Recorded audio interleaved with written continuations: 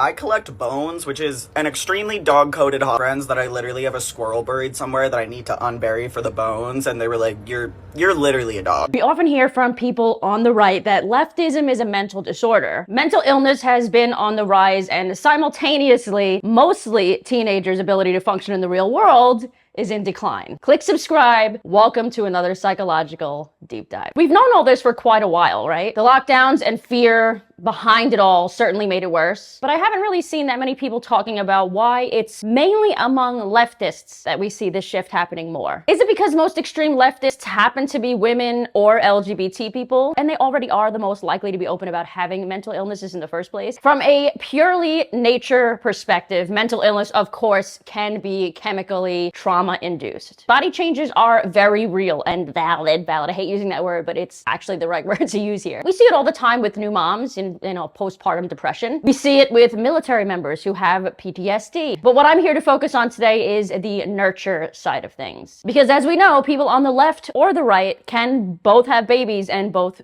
go to war. I actually think it is a trifecta of three specific things. First one being beliefs. And this one's a little complicated because this one is twofold. It's both what they believe and how much they believe it and cannot see it any other way. One of the major themes, as you guys know, that is being constantly pushed by extreme leftists is the concept of powerlessness. Years have been terrorized, traumatized, and hated. You are constantly told that you are a victim, that you have no control. The everyone is racist, everyone is transphobic, everyone is sexist whole idea. I mean, imagine for a second believing that in every essence of your being. But what really makes me feel unsafe here is the vast amount of American flags. Imagine that walking down the street and thinking constantly that everybody is out to get you, that everybody hates you. And we won't ignore what our intelligence agencies have determined to be the most lethal terrorist threat to the homeland today: white supremacy. Imagine waking up every single day and truly believing that the system rigged against you completely. Imagine media and politicians, for the most part, feeding this belief into you. I've said many a times that this kind of racist propaganda bullcrap did not exist when I was in high school 15 years ago. Look at the difference now. This is just one chart. There are many. Liberalism has been taken over by identity politics. Now, a good question to ask is, are mentally ill people just another minority group that progressive leftists feel that are easy to control? Remember again, the theme here is powerlessness. Notice how the regressive left always goes for people or minority groups that they feel are easiest to control. Minorities, kids, LGBT, which is another minority, I guess, and the mentally ill. I just went through the drive-thru and I got a kid's meal and they asked me, is this for a boy or a girl? And I had an existential crisis because I'm non-binary. Of course I want the boy's toy, it's always better, but like, why does this have to be a gender? Not being able to function and having an identity crisis over a kid's toy? Perfect. The Mr. Burns. Was that Mr. Burns or Smithers? I feel like that's Mr. Burns. Mr. Burns. Leftist ideology also requires you to believe things that aren't really real. Mentally ill people, of course, are drawn to it because it allows them to live in those subjective fantasy realities without criticism or accountability. They embrace it. It uses them symbiosis. It is so easy to sway someone one way or the other these days. I mean, we can't even figure out what the real news is anymore because the media and politicians, especially the media and politicians, sensationalize everything. Just last week, a Florida teacher was fired for self-identifying with the gender-neutral pronoun mix. I found this on the Ground News app. I use them to get articles from all over the world with context that most mainstream media hide. I'm looking at this particular story. It was covered by more than 70% left-leaning sources, making this a potential blind spot for people that are on the right or not on the left, which kind of makes sense because the right is not exactly as much about cancel culture as the left is. In contrast to that story, this week Target sparked outrage over woke Christmas ornaments. Barely was covered in the media. And out of only 6 articles published on it in the last day, a total of 5, which is more than 80%, are right-leaning. What's really interesting is when I looked closer at the coverage, most of the coverage says that this major chain humiliated itself. or was constantly mocked. While only one source actually tells us what this woke ornament was. Obviously, I adore Ground News and their website and app, which is why I reached out for them to sponsor another video of mine. I really believe in what they're doing. Personally, I follow majority of the time New York news, Florida news, and of course LGBT. And this is specifically to make sure I'm getting news outside of the algorithm, either echo chamber, every day. I honestly can't imagine reading the news any other way. I very strongly encourage you guys to check it out. You can go to ground.news/Ariel. You can subscribe for as little as $1 a month, or take advantage of their biggest sale of the year and get 40% off their Vantage subscription. Thank you so much to Ground News. You guys are smart. People on the far left also have a higher crime rate. I mean, it makes sense, right? You're taught that the outside world hates you, that they are the oppressor, that you are the victim. You're gonna be angry.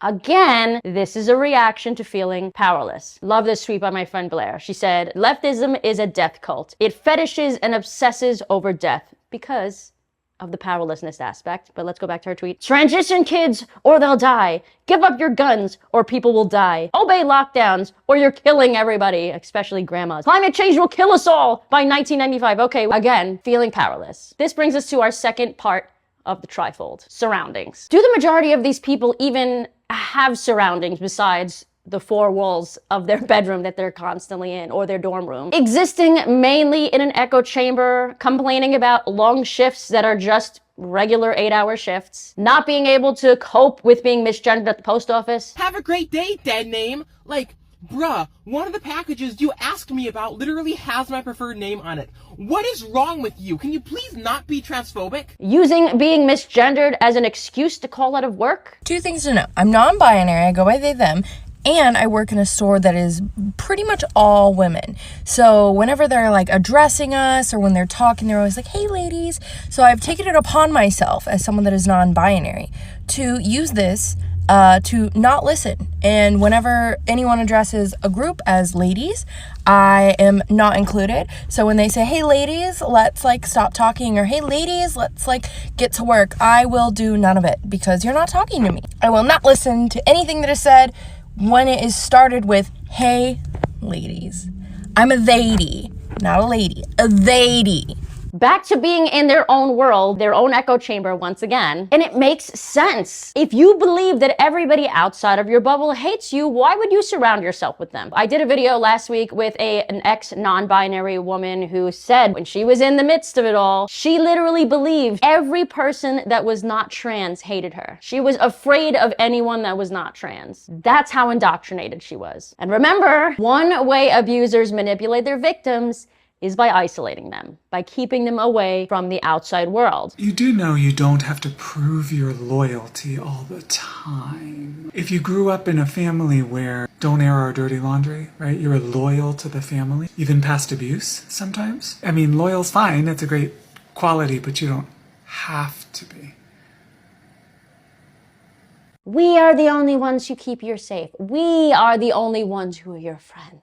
If you are in constant fear of going extinct because of climate change, homophobia, racism, sexism, whatever, you are too focused on the outside world and how they perceive you rather than doing the internal work that it truly takes to be a better person. People are distracted from bettering themselves. They are kept stupid and kept out of the know. Surroundings, or lack thereof. So you're going no contact. I'm no contact with my family.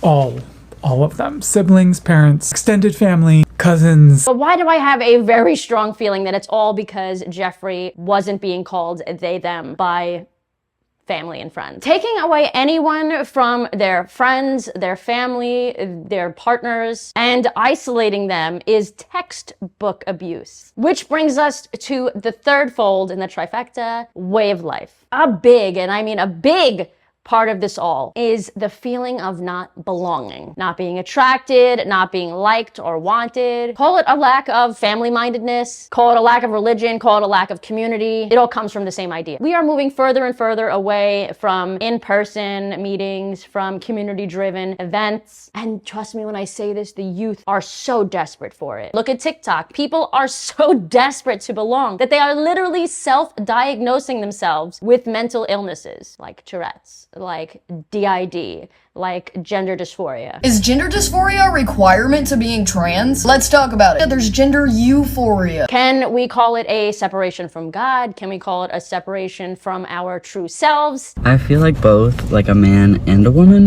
but I also feel like neither and genderless. Like I'm both, but I'm neither. No.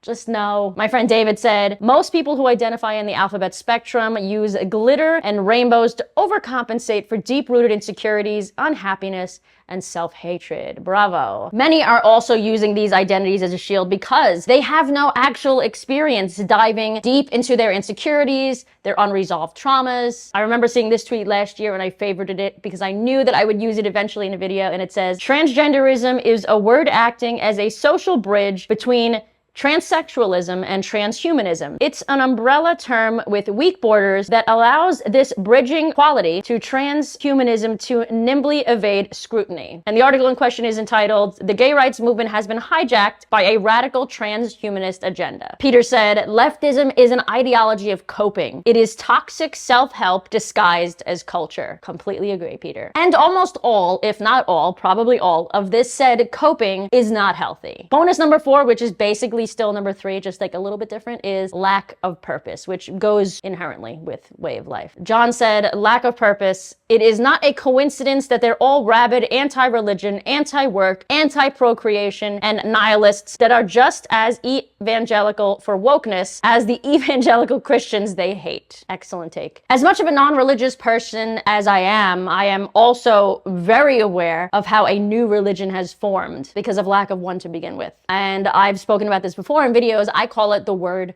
of woke. An extreme loss of meaning has been happening for years. Extreme leftists are no longer capable of viewing the world objectively. Patriarchy, racism, sexism, transphobia, homophobia, colorism, taking no self-accountability, no reason for growing or finding purpose. It is everybody else's problem, not theirs. You can't always control outside factors, and in fact, most of the time you can't. You can only control yourself. If you truly believe that you're suffering and also believe that for some reason you can't do anything about it, that is an extremely defeatist attitude. One that keeps you down. What are you even fighting for anymore? Why even bother having goals if the system is just rigged anyway? And then because you are so obsessed with being a victim and proving yourself right. Yes, look, I'm right. I am a victim. See what happened to me yesterday on the street? See why I got fired from my job? Your entire outlook on life becomes that. Humans have egos, and our egos love being right. So we keep steering ourselves in the direction to prove ourselves right.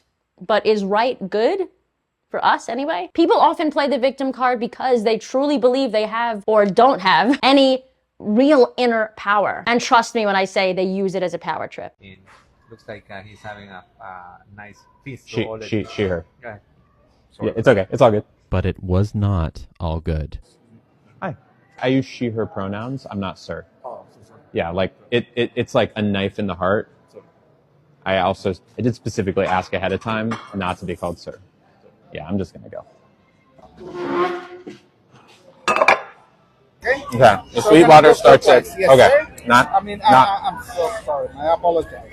It's just always like a knife. It always hurts every single time. Notice that this person keeps doing this in restaurants, and because of these people's lines of work, they can't really push back on any of it. The customer is always right kind of thing. I mean, they're already catering to you. Also, most of these people have English as a second language, as most people or many people in restaurants do. Richie made a really good point here. Why were they recording is a good question to ask these days. If this happened once to me when I was transitioning, I'd probably want to die and work at making it never happen again, let alone recording it again and again for proof. Thank you. I'm not sir. Oh, sorry.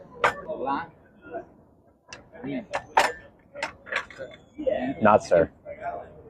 Not sir. The guy who dropped the food off, he called me sir twice in a row. Not feeling in control of the world around you, which of course you can never really be, but simultaneously not feeling at peace with yourself can cause someone to become really nuts, which is why it's very possible that psychoticism is directly linked to authoritarianism. It makes sense because you want to try your best to control something that you cannot control. And this woke mind virus, as coined by Elon Musk, is a mental illness. I mean, maybe leftists aren't more likely to be mentally ill. Maybe the mentally ill are more likely to be extreme leftists. Maybe leftism is, like the right says, a mental illness. Maybe we need better boundaries and actual gatekeeping. Maybe, as Tim said, a mind with clear boundaries is a healthy one. Limitless progressivism therefore leads to an unhealthy mind. Maybe leftists aren't actually as much mentally ill as their counterparts, but they just love celebrating victimhood, while